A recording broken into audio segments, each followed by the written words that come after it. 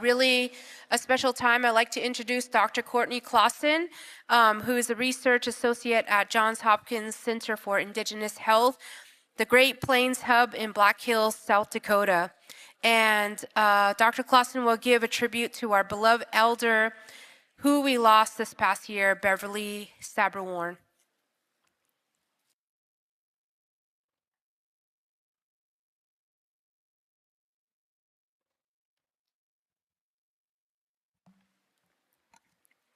Halamitakiapi, Ikche Chanwashte Machiapie. My Lakota name is Common Goodheart, and my English name is Courtney Clausen.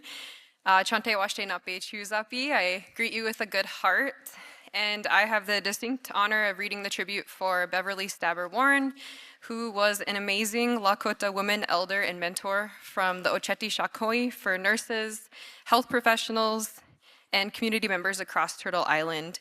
Unchi Bev, Grandma Bev, extended great kindness to all those around her and humbly extended her support to so many.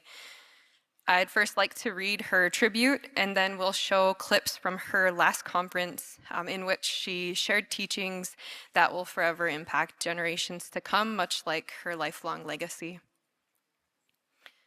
Beverly Bev Warne, Hantewi, Cedar Woman, Oglala Lakota, was a beloved elder, a steady presence sharing her wisdom about Native American food, nutrition, wellness, and food sovereignty at a number of Native American nutrition conferences. She supported and guided countless people in her deep-rooted legacy as a Lakota mother, grandmother, nurse, mentor, teacher, knowledge keeper, elder, and leader.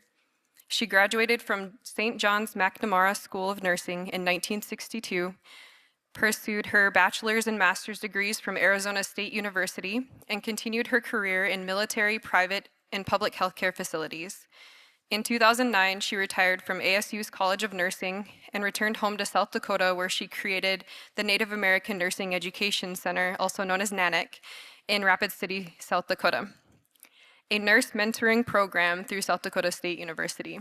She was inducted into the South Dakota Hall of Fame in 2022 and honored by the mayor of Rapid City with an official proclamation for February 24th, 2024 as Beverly Warne Day. Bev was a highly respected elder who generously shared her wisdom at the Native American Nutrition Conference over several years. In an interview after the 4th annual conference in 2019, in which there's a published paper, Bev shared, "Nutrition, or the food we eat, is much more than the physical components of our food. There's a very strong spirituality embedded in everything we do, and it includes what we eat. For instance, when my son went to get his buffalo on the reservation, he did it with respect for the animal. Once it was down, he said the proper prayers and thanked the buffalo for giving its life to feed his family. This is what we did for many centuries before colonization. And that reflects the type of spirituality and cultural values that we continue to keep in practice. It's very important to maintain these practices, to be respectful of our ancestors. We must honor them by continuing the traditions that they instituted many years ago. As contemporary Lakota people, generally we keep that in mind at all times. Our ancestors were resilient and courageous. They established our 7 values of generosity, fortitude, wisdom, courage, honor, respect, and humility. These are the values that we keep in mind in everything we do. We maintain these practices to honor our ancestors, but we also know that living with spirituality on a daily basis is a big part of our well-being, physically, mentally, and emotionally. Bev will be missed greatly, not only by her friends, family, and community, but also by the organizers and the attendees at this conference, where her presence has enriched and enlightened us all. And next, we'd like to share a couple of clips from her last presentation. This is a quote from Sitting Bull, of a leader, one of our leaders of many years ago. And this is from 1872, about that time. And he said, "Let us put our minds together and see what life we can make for our children." That's exactly what you're doing here today. You're putting your minds together, learning from each other, opening your hearts and your minds, and listening to all these words of wisdom and words that people worked hard to prepare for you to hear. So what he said that many years ago is still true today. We all need to do that. Just listen to each other. Put aside anything that you might have predisposing that person standing up there trying to teach what they have learned. And then the next slide is a little personal for me. This is what my Lala, which this is what we called our maternal grandfather, taught us. The first 6 years of my life, this is what I heard. I didn't hear fortitude or humility or wisdom. I didn't hear any definitions. He would just start drumming at dawn. And when he drummed a while, then he would start singing his morning prayer. And the morning prayer was not rote. It was as he felt that morning or that evening, because he did the same thing in the evening time. And he would sing about one of these values. They're all directions. The 4 directions are fortitude, wisdom, courage, and generosity. And then up is honor, down, respect. And he sang a lot of stories about humility, because I think he knew what was coming for us at that time. This was a very long time ago. This was before World War II. And this is what he did. Twice a day, he would sing stories. So those stories stayed with us. He didn't say fortitude is and give direction. We didn't even hear those words. We heard stories about someone, an animal, or an individual who did a task that showed one of those 7 values. So that's what we heard every morning. And then at dusk, when it started getting dark, he would start drumming. And that was our signal to go inside and listen. And back in those days, that's what we did. We didn't argue. We didn't say, but it's too early. Because it wasn't. It was just as the light was turning down that he would do that. And so we heard these stories twice a day. After the evening prayer, he would sing one of those values again about somebody who completed a task that showed what that is, what a humility or fortitude, any of them. So that's how I was raised as an individual many years ago. And so when I heard those stories twice a day, for the first 6 years of my life, I knew who I am. And so my first school in Pine Ridge, South Dakota, was the boarding school. And they couldn't beat those out of me, because I knew.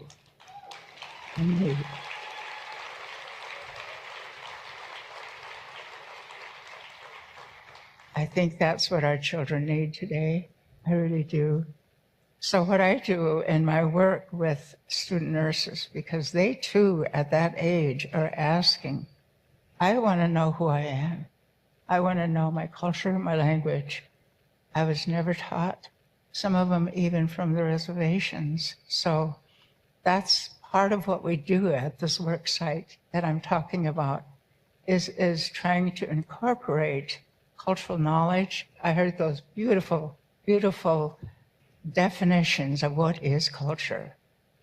Those students that asked, no, they want to know who they are as Indigenous. They know they feel different in classrooms.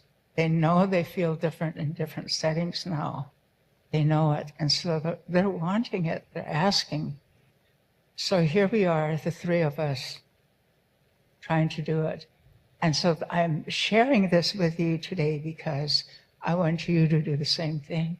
Every one of you can adopt or just start talking to kids or anybody about You could use those words. They all wind up being the very good way to live your life.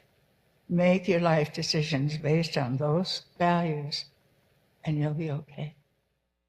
This is a picture of 7 or 8 tutors, but they're not tutors. They're college graduates. They're all Lakota. They work in Pine Ridge. And what they're doing is singing a song it looks like they're singing to that hill. And they are, because on that hillside is 50 children who were buried there during the boarding school years. So they were found. And the way they were found was the elders in the community. They kept saying, what about the children? What about the children? They all knew. But no one was looking until a group of us now are doing that. And it's a whole group of volunteers. And it's not just Lakotas, it's a whole group of people like this, a nice variety of people. And this is that spot. The current journey for that is we're going to make a place where you can go when you go to Rapid City, read about those 50 children, and read the truth. They're not going to hide it like they've been all these years. We're out in the open now, and I want you to take that as one of your lessons from this conference. You have the permission to tell the truth. It's not.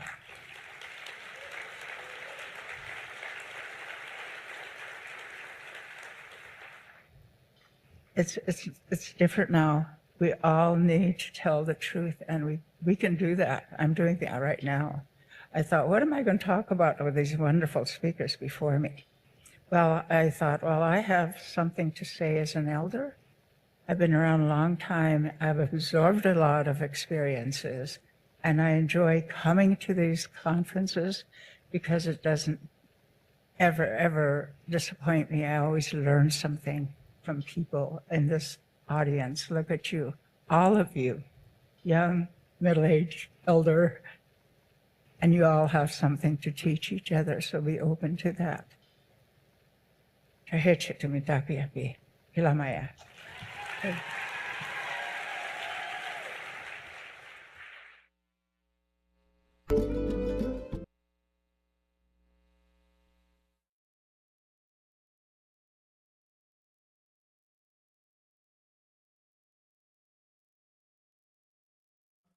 Touching my heart.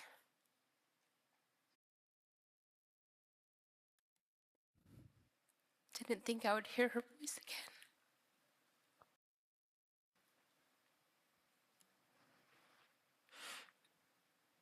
Bev Warne, she was the example of what it means to know the posture of our hearts. We heard her speak at the last conference and did not know we would be here without her today. Please be like her. Love each other. Share that love with one another. Have respect for one another. See each other as humans. Because ultimately, the posture of our heart will determine the future of our children, of our descendants, but most of all, that they're ancestors already. They have a big responsibility to be able to carry what Bev Warne has shared with us and what she continues to share. But to hear her voice again, it's really powerful. Very powerful. Thank you for sharing that.